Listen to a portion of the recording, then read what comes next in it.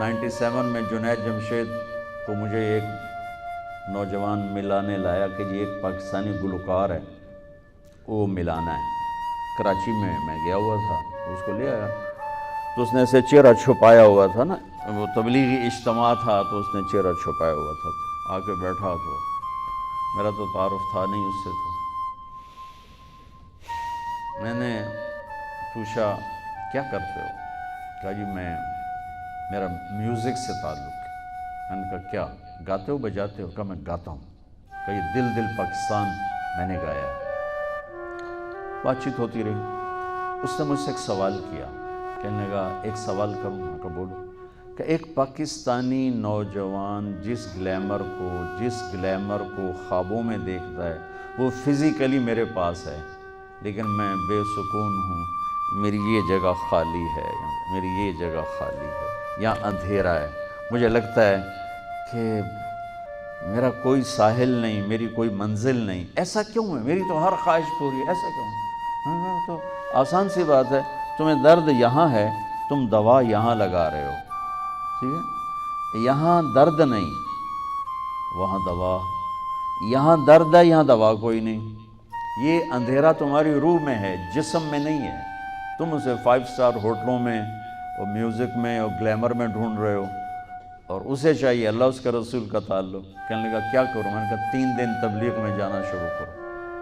اللہ نے اس کے دل میں بات ڈال دی، انہیں جانا شروع کر دیا۔ 97 کی بات، اور 2001 میں وہ 4 مہینے کے لیے نکل گیا۔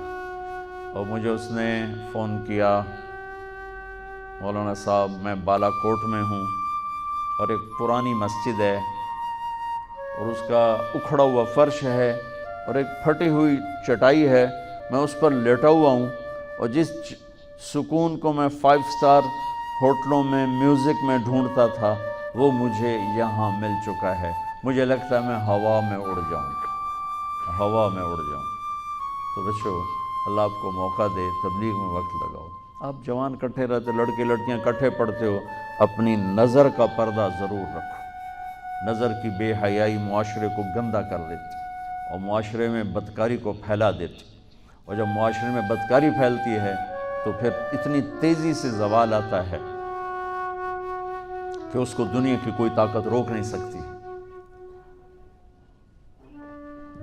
اپنے درمیان ایک حد فاصل رکھو، اتنا ہی کہہ سکتا ہوں۔ اور آپس میں کوئی کسی سے لڑائی جھگڑا ہے، صلح کرو، لڑکے نہ رہو، صلح سے رہو، محبت سے رہو، صفائی سے رہو۔ آتے جاتے نظروں کو جھکانا سیکھو۔ نظر جھکنا سیکھ گئے تو دنیا کی کوئی طاقت گمراہ نہیں کر سکتی۔ نظر اٹھ گئی تو پھر اللہ حفاظت فرمائے، بہت خطرات میں انسان چلا جاتا۔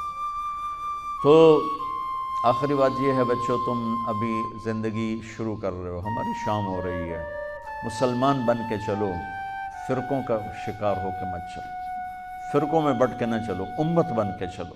اپنی پہچان امت کراؤ کہ ہم امت مسلمہ ہیں، باقی ساری پہچانیں ہماری لڑائی جھگڑے والی ہیں، ہماری ایک پہچان ہے مسلم، مومن، امت۔ یہ اپنی پہچان بناؤ، یہ اپنی پہچان بناؤ، یہ اپنی پہچان بناؤ۔ یہ تب ہوگا جب تم قرآن پڑھو گے، سیرت پڑھو گے، قرآن پڑھو، سیرت پڑھو، قرآن پڑھو، سیرت پڑھو، تو تمہارے اوپر خود ہی کھلتی چلی جائے گی بات کہ ہم نے زندگی کیسے گزارنی ہے۔